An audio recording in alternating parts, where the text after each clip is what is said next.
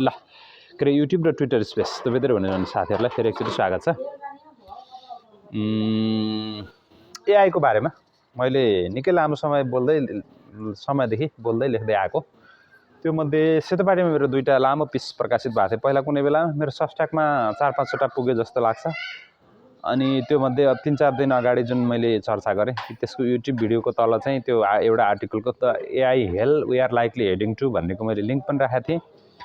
अनि त्यो सबस्ट्याकको पोस्ट थियो, सबस्ट्याक त हिमालयन गेजमा। अनि त्यस पछाडि अब मेरो युट्युबमा त एआईको क्याटेगोरी नै नयाँ एउटा पनि छ, एउटा प्लेलिस्ट नै भिडियोहरूको बन्दैछ।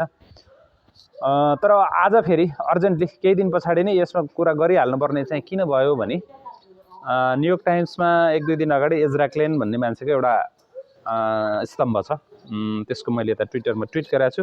म युट्युबमा त्यसको लिङ्क सेयर गर्छु, पेवाल पछाडिकै भए पनि। अनि त्यसले चाहिँ मलाई यो विषयमा फेरि एकचोटि कुराकानी गर्नु पर्छ जस्तो लाग्यो हुनाले त्यसलाई सन्दर्भ सामग्री बनाएर म आज एआईको बारेमा अलिकति चर्चा गर्छु। अरू सन्दर्भ सामग्री पनि स्वतः जोडिन्छन् है।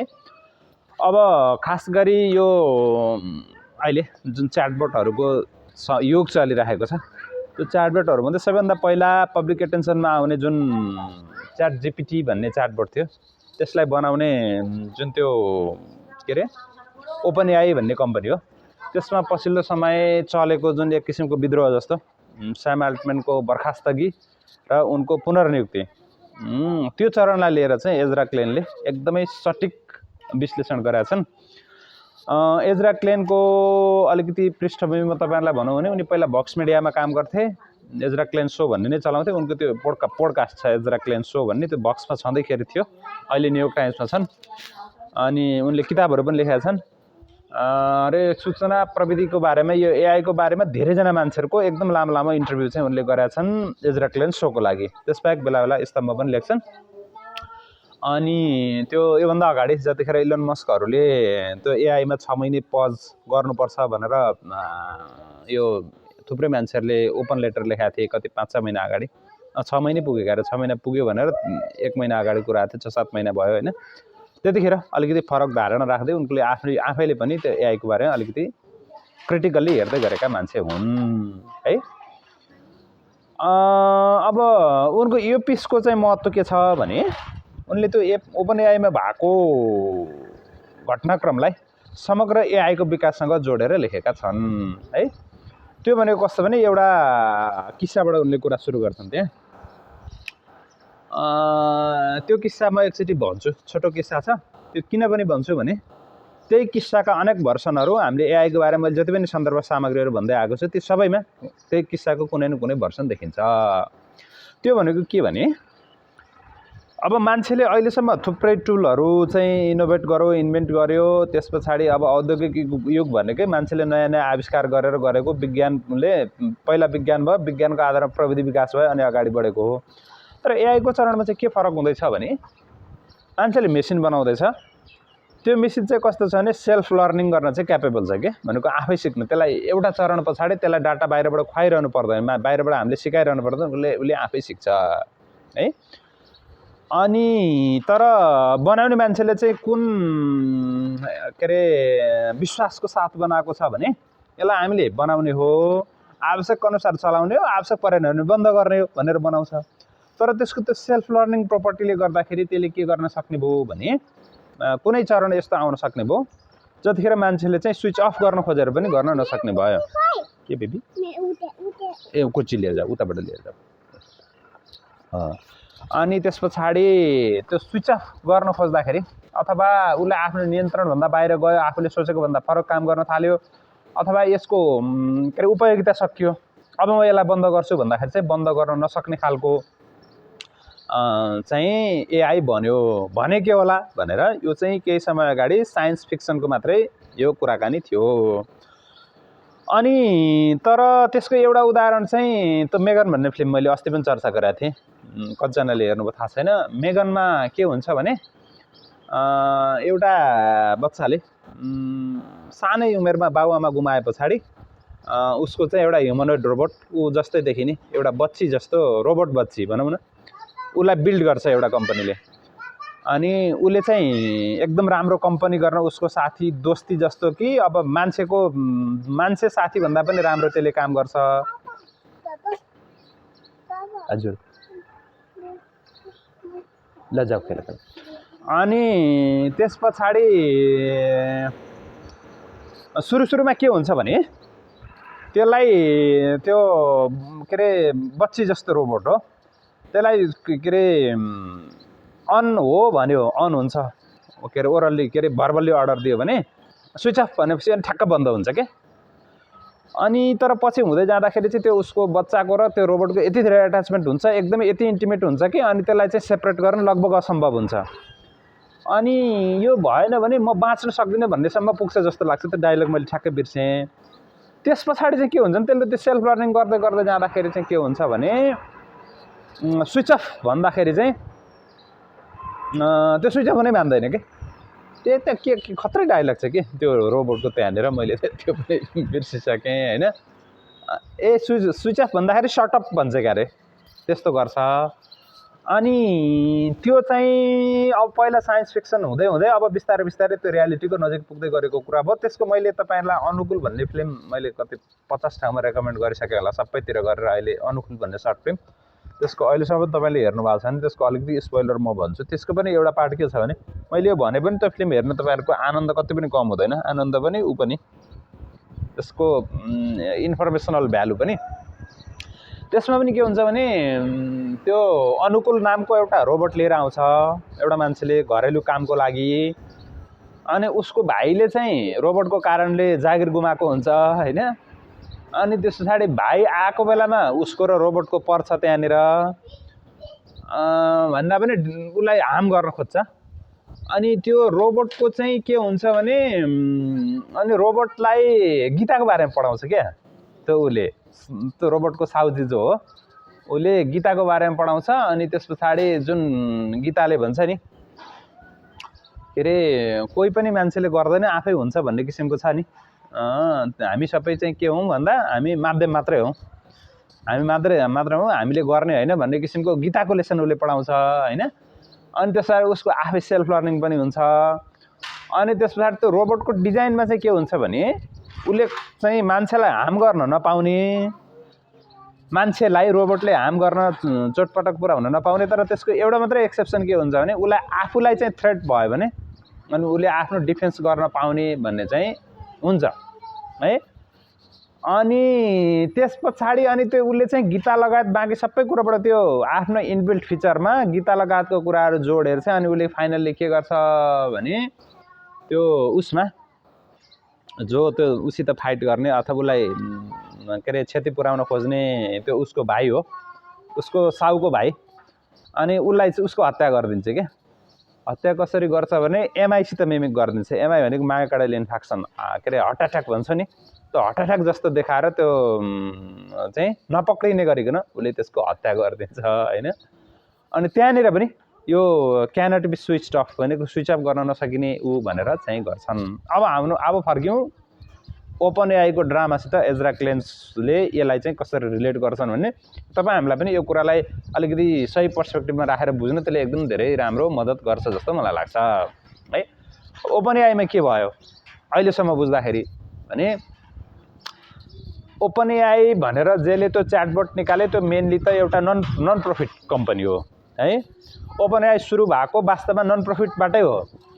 अनि नन प्रफिटबाट उनीहरूले कसरी गरेका भने अब एआई भनेको एकदम पावरफुल टुल बन्दैछ। अनि त्यसलाई अब सरकार अगाडि बढ्न सकेन, सरकारमा जति इनोभेसन हुनुपर्ने सरकारले लिड गर्न सकेन, प्राइभेट सेक्टरलाई लिड गर्न दियो भने चाहिँ त्यो एकदम प्रफिट सिकिङ मात्रै हुन्छ, त्यसले चाहिँ एकदम मान्छेको सभ्यतालाई नै खतरामा पार्न सक्छ।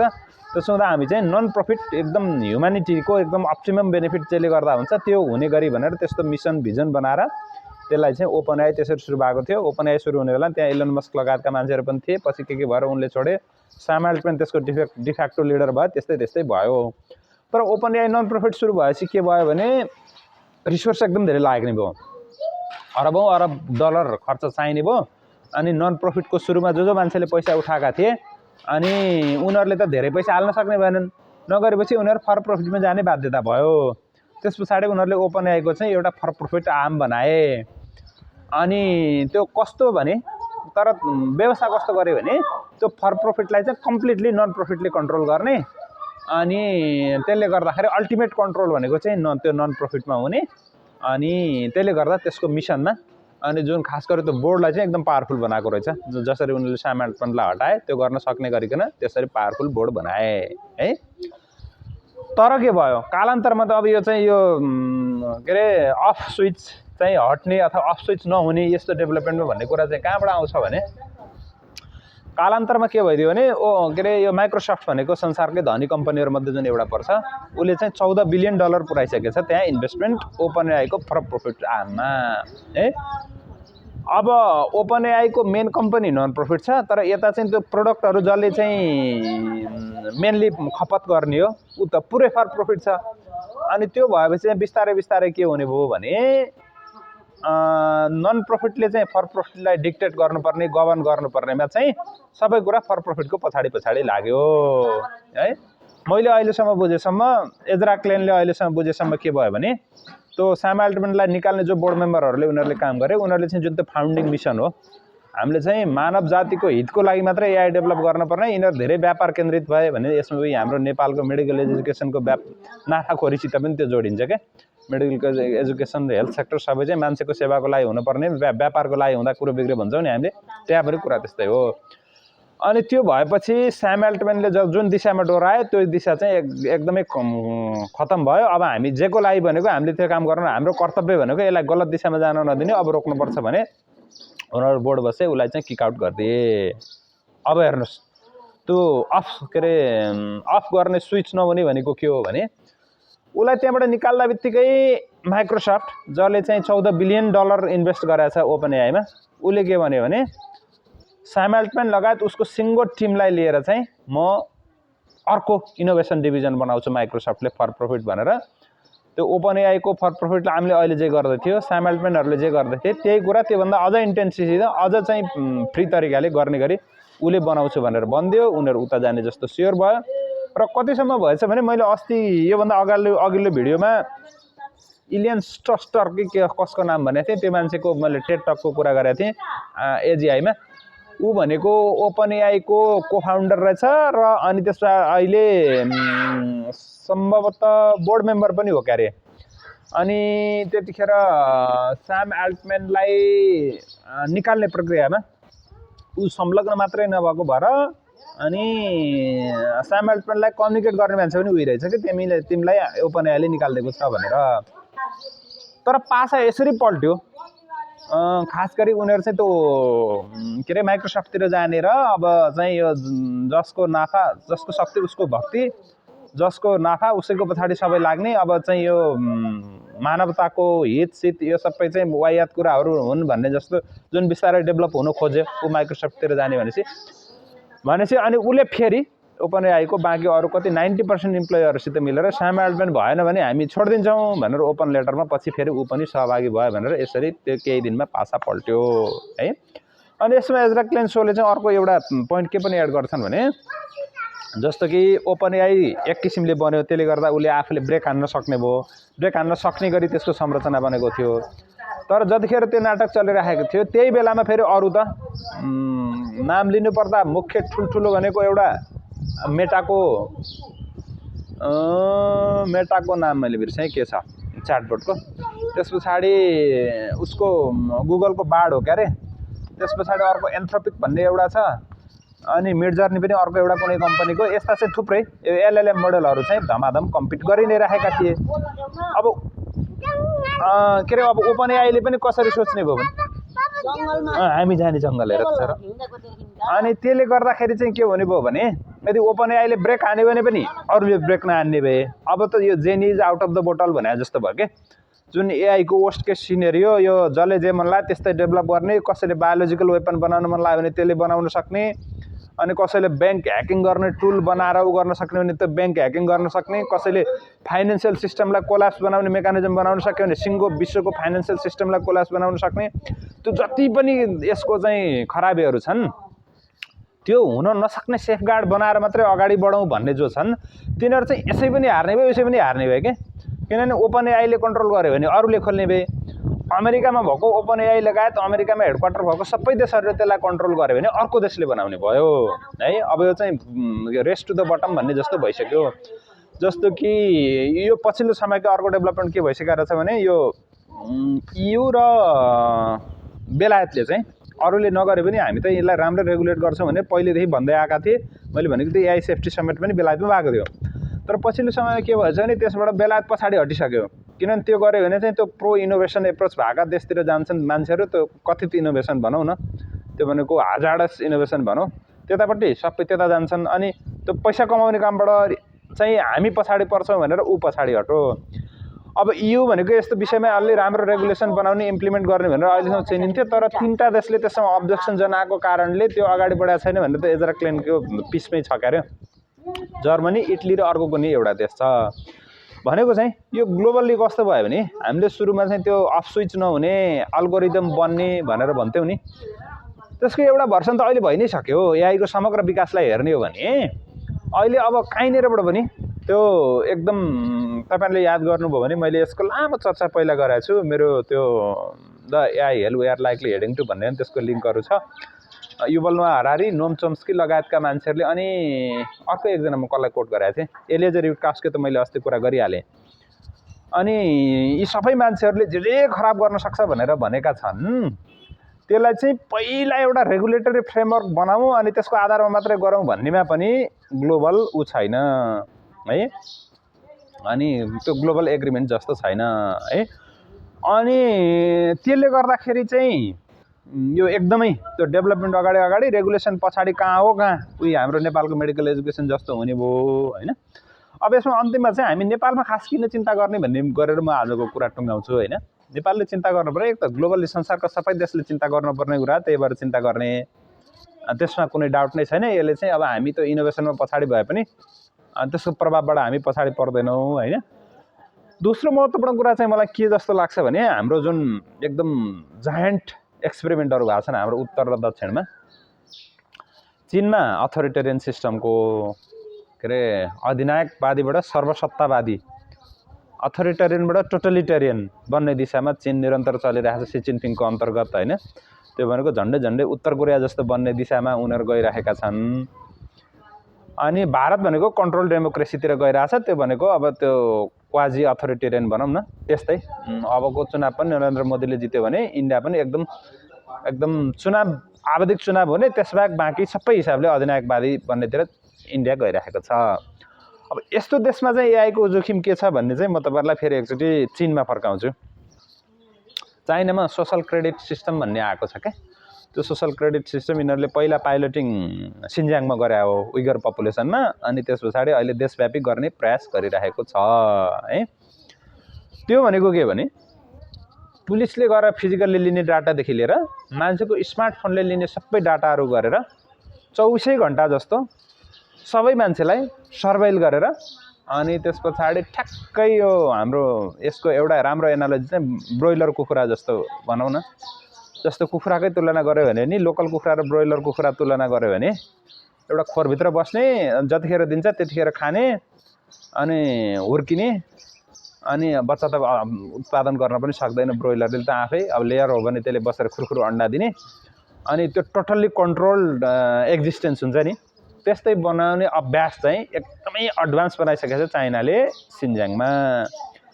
अब उसको नेक्स्ट माइलस्टोन भनेको सिन्ज्याङ मोडललाई चीनभरि फैलाउने हो है। त्यो एक्सर्साइज उसले गरिरहेको छ, खास गरिकन यो तिब्बत लगायत जहाँ उसले अलिकति अनरेस्ट हुन सक्छ भन्छ, त्यसमा चाहिँ त्यो पपुलेसन कन्ट्रोल। यसमा तपाईहरुले मैले केही दिन अगाडि रेफर गरेको यो म आजको सन्दर्भ सामग्रीमा पनि राखौँला, नोआ ओपिनियन भन्ने नोआ स्मिथको एउटा आर्टिकल छ नि, यो हाम्रो के अरे टेक्नो अथोरिटेरियनिजम र डेमोक्रेसीको बिचको कन्टेस्टमा अब कसले जित्ला भनेर उनले एउटा लेखेको, मैले त्यसको एक दिन चर्चा पनि गरेको थिएँ हैन। त्यसमा अबको भविष्य, आजको 15-20-30 वर्ष पछाडिको भविष्य भनेको, अनि अब एउटा चाहिँ एकदम भद्रकोल अस्तव्यस्त चाहिँ लोकतान्त्रिक व्यवस्थाहरू हुने। अब यसको प्यारलल तपाईहरुले नेपालमा पनि देख्न सक्नुहुन्छ। आज हामी लामो चर्चा गर्दैनौँ, यसमा अबको एउटा मेरो लामो चर्चाको विषय त्यो पनि हुन्छ अब आउँदा दिनहरुमा हैन। तपाई हामी सिटिजनको रूपमा किन डराउने भने चीनभरि चाहिँ सिन्ज्याङमा जस्तो गर्न सफल भयो भने त्यो कुरा चीनभित्र रहँदैन के। एक त अहिले नै पनि चीनभित्र रहेको छ नि त। मैले कति याद गर्नुभयो, सोलोमन आइल्यान्ड भन्ने कहाँको पेसिफिकको देशसित चीनले त्यो पोलिसिङ प्याक्ट गरेछ के। भनेको सोलोमनको नेतालाई चाहियो, विरोध भयो, के अरे शान्तिपूर्ण प्रदर्शन भयो, त्यहाँको पुलिसले, सरकारले चाहिँ धान्न गाह्रो भयो भने चीनबाट पुलिसमा गएर अथवा पुलिसिङ फोर्स भनौँ न, उसको औपचारिक पुलिस नभए पनि बोलाएर चाहिँ उसको आफ्नो जनसङ्ख्यालाई कन्ट्रोल गर्न सक्ने गरिकन त्यस्तो सेक्युरिटी प्याक्ट उनीहरूले सोलोमन आइल्यान्डसित गराएछ कहाँको न कहाँको है। अनि त्यस पछाडि जुन सर्वेलेन्स टुलहरू चीनले विकास गर्छ, त्यो टुलहरू त झन् समयसित अझ चाहिँ एडभान्स हुँदै जाने र अझ सस्तो हुँदै जाने, त्यो फैलिँदै जाने नै हो है। अनि त्यसो हुँदा यस्तो चिजहरू इनोभेट भए पछाडि अब त्यसमा चाहिँ एआईको अझ धेरै, एआईको चाइनाले सबैभन्दा ठुलो इन्भेस्ट गरेको त्यो सर्वेलेन्समा हो है। त्यो उनीहरूले त्यो सिन्ज्याङमा पाइलटिङ गरेर चीनभरि फैलाउन खोजेको पनि त्यो हो। अनि त्यस पछाडि चीनको पछाडि भारत छ। त्यस्तो हरेक टुल आउँदा बित्तिकै लिइहाल्ने, मान्छे कन्ट्रोल गर्ने टेन्डेन्सी उसको पनि छ। अनि त्यसो हुँदा लङ टर्ममा चाहिँ हामीले व्यक्तिको रूपमा त्यो हिसाबले पनि डराउनुपर्छ जस्तो चाहिँ मलाई लाग्छ। त्यसमाथि अनि अब नेपालमा जुन अहिलेको जुन अस्थिरता जस्तो अवस्था चलिरहेको छ, त्यो हुँदाखेरि अब हाम्रो एकदम इन्स्टिट्युसनहरू कन्सोलिडेट हुने, रेगुलेटरी फ्रेमवर्क बनाउने, त्यस पछाडि हाम्रो राज्य थप क्यापेबल हुने, हाम्रो ब्युरोक्रेसी थप एजुकेटेड हुने, पब्लिक एजुकेटेड हुने, त्यस्तो त देखिएको छैन नि त। बाटो त उल्टै बाटोमा छौँ हामीले। अनि त्यसले गर्दा पनि यो विषयहरू एकदम महत्त्वपूर्ण छ जस्तो लाग्छ। ल, त्यो एजरा क्लेनको पिस मैले तपाईँहरूलाई आजको होमवर्क दिन खोजेको चाहिँ एजरा क्लेनको पिस अनि त्यो the AI hell we are likely heading to भन्ने मेरो सबस्ट्याकको आर्टिकल। अनि त्यसरी हेर्नु भएको छैन भने फिल्म चाहिँ अनुकूलको लिङ्क मैले ठाउँमा दिएको छु, अस्ति पनि दिएको थिएँ, आज पनि थपौँला। त्यो हेर्न फेरि म अनुरोध गर्छु। ल, आजको मेरो दोहोरो बसाइ चाहिँ म यति गरेँ, युट्युबतिर म बन्द गरेँ। धन्यवाद।